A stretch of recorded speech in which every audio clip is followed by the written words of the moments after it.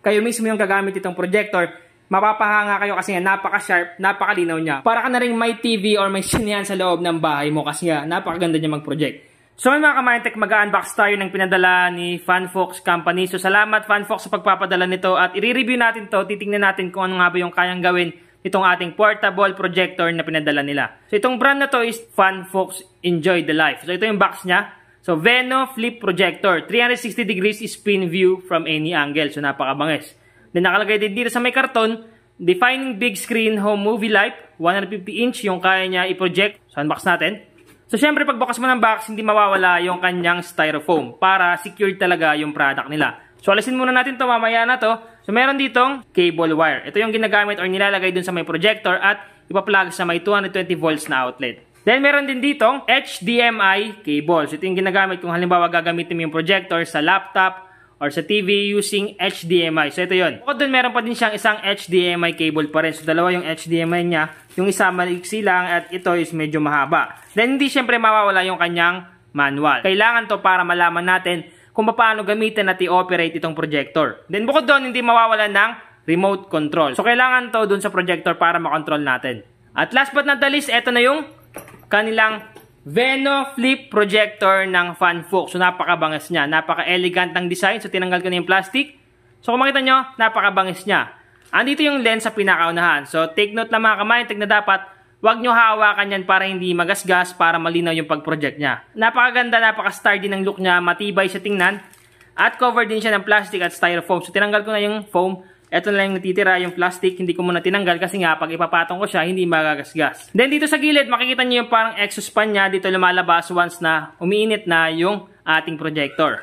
Dito naman sa likod, makikita niyo yung speaker niya. So may built-in speaker pala siya. Dito makikita mo yung kanyang port. Una yung AV or audio video.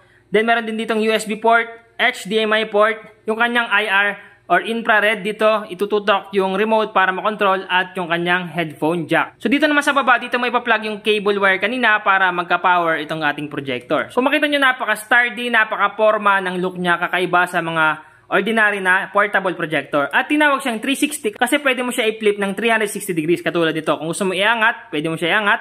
Pwede pa 180 degrees or 360 nga kasi nga pwede mo siya paikot-ikutin kahit anong angle. So ngayon mga ka-Mindtech, subukan natin to pagganahin at titingnan natin kung ano yung kayang gawin nitong ating projector na portable Veno projector ng Fanfox. So ngayon mga ka-Mindtech, subukan na natin. So naka-plug na yung ating projector, nakalagay na yung kanyang cable wire at plinag ko na sa 220 volts na outlet. Ngayon subukan natin. So itong kanyang remote control is nilagyan ko na ng AAA battery. So meron na siya. Ngayon para ma-turn na yan, click lang natin tong red button dito. Click natin. Pag click mo, automatic may tutunog dyan. Pag tumunog yung projector, ibig sabihin lang gumagana na siya. So, antayin lang natin na may lumabas sa screen. So, katulad niyan, lumabas na. So, kung makita nyo, napaka-bright niya, napakalinaw, kahit na medyo maliwanag dito. So, ibig sabihin lang, kahit maliwanag, malinaw siya. Pero mas maganda pa rin na dark or madilim yung inyong surrounding pag magbubukas kayo ng projector para ma-feel nyo talaga na parang sinihan. Kung makikita nyo, napakabangis, napakalinaw niya. At hindi lang yon, pwede mo siya kontrolin dito sa may F plus or focus plus. At dito sa may F minus or focus minus. So pag click mo yung focus minus, mag-a-adjust siya. So pag ganyan, blurred siya. Ngayon, ipo-focus plus mo siya. So ito, pinutin mo tong focus plus. Dapat luminaw yung word na focus dyan. Ibig sabihin lang malinaw na yung pagkaka-project nitong projector. Then ngayon, para makapag-connect sa internet, pumunta lang kayo sa may settings. So pinutin nyo lang tong button dito. Click nyo lang tong right button. At punta kayo sa may settings. Okay? Click nyo lang yung settings, click nyo lang tong down arrow at click nyo ulit tong settings. At pag nag-open yung settings, click nyo yung Wi-Fi. So kung mapapansin nyo mga ka-Mindtech, gumagana na yung ating projector at kung makikita nyo sa screen, ito yung ating YouTube, okay? So yung YouTube channel ko is naka-project dyan. Pag nilapitan mo to, yung project nya, so kung makita nyo, napakalinaw nyan. So lalong-lalo na sa personal, napakalinaw nyan. Once na madilim talaga yung paligid nyo is talagang malinaw yan. Kung makikita nyo, medyo may araw pa ngayon. So ayan yung sinag ng araw kung makita nyo. Pero kitang-kita pa rin siya, malinaw pa rin siya kahit na ganun. So lalo pa pag madilim yung paligid. Mas malinaw yung ipoproject nitong projector. So ngayon try natin dito mag-scroll or mag-swipe dito sa my YouTube. Tingnan natin yung sound niya, pakinggan natin. Pakinggan nyo yung kanyang boses, okay naman.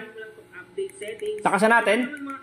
Ituturo ko sa inyo kung paano i-private yung ating Messenger account ngayong 2025. So kahit paano malinaw din yung sound niya. Tuturo ko ulit sa inyo step by step yung mga settings na dapat baguhin. At pag nilapitan mo siya, napaka-sharp din kahit papaano ng kanyang pinoproject na mga images. Kasi kahit maliwanag, malinaw. Lalong-lalo na pag dark, okay? Una natin gagawin is kailangan muna natin i-update. So napakaganda kasi nga may built-in speaker siya, hindi mo na kailangan bumili, meron na siya. At ipoproject na lang niya sa pader. Kahit saang pader, basta yung pader nyo is kulay puti or medyo may pagka-white, basta hindi lang dark. Kasi pag dark, hindi nyo masyado makikita yung pinoproject ng projector. So napakabangis talaga nitong projector na fan focus kasi nga pwede mo siya i-adjust katulad nito. Pwede mo siya i-adjust pataas. Di ba andito sa may pader, pwede mo rin ilagay sa may kisame. So ang gagawin mo lang, taas mo lang siya pa ganun. So automatic, ando na sa taas yung pinaproject ng projector. Then i-adjust mo na lang siya sa may F plus or focus plus at focus minus. Click lang natin itong focus minus at pag malabo pa rin, focus plus na. So yan, automatic malinaw na siya. So i-adjust mo lang dito sa remote control. 360 degrees siya, kahit paikutin mo siya, okay na okay yan. Pero para sa akin, yung nire-recommend ko talaga na position nitong projector is nasa horizontal lang. Okay, so ganyan, horizontal. Para yung pinaproject niya is pantay din. Kasi nga, once na nakataas yung konti, may part na malinaw dito, may part na hindi. Kasi nga, hindi pantay yung pagkakaposition nitong projector. Kaya nire-recommend ko na dapat horizontal yan. Para mas malinaw. Pwede naman iangat ng konti. Yun nga lang, medyo lalabo yung part sa taas. Pero sa baba, malinaw. So, i-adjust nyo na lang sa may focus plus at focus minus. So, katulad yan, medyo malabo. Ang gagawin nyo lang is, pindutin nyo lang tong focus minus dito. So, ito. Pindutin nyo lang yung focus minus dyan. Pag malabo pa rin, pindutin nyo yung focus plus. Pindutin nyo hanggang sa luminaw siya. So, katulad yan, luminaw na siya kahit paano.